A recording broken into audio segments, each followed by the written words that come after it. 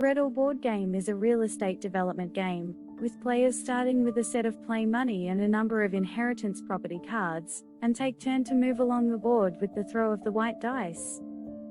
Players can acquire a maximum number of properties at any given time as determined by the rulebook, and if they fall on a property that belonged to them, they need to receive a permission of approval or decline result by throwing the second colored dice known as decision time. Any number on the colored dice from 1 to 3 is an approval result and 4 to 6 is a decline result. Every time a player lands on their own property, the player needs to receive an approval result from decision time, to add value to that property by moving up to the next phase of the real estate development lifecycle, from acquisition to design and approvals, to tender and contract, to construction, to sales and marketing, and then finally to the last phase, titles and settlement. Any property title that is in the acquisition, design and approvals or tender and contract phase can be purchased by any other players subject to the decision time result. If the property title is in construction, sales and marketing or titles and settlement phase, the property cannot be purchased by any other players. A player can receive money by charging trespassing fees to other players only if they land on that property, and the amount is determined as per the rulebook.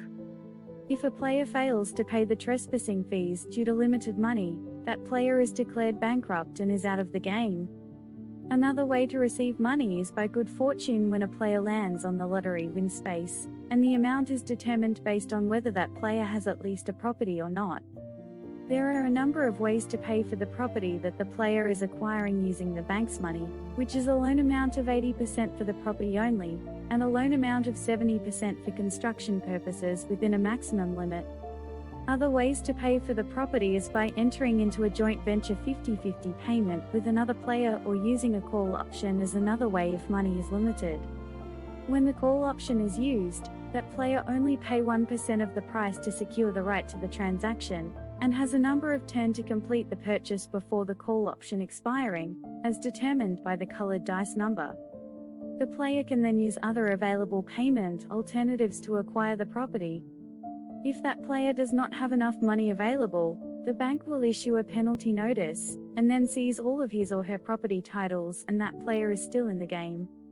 When a property title goes into the tender and contract phase following an approval result, every other players will act as potential builders and will take turn to roll the dice. The player with the smallest number on the dice wins the tender contest and will receive a contract payment from the owner of that property. When a property title goes into the sales and marketing phase following an approval result, every other players will act as potential sales agents and will take turn to roll the dice.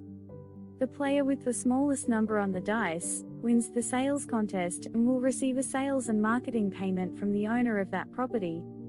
When a property title goes into the titles and settlement phase following an approval result, the bank will buy that property from the player and pay an amount determined by the colored dice multiples.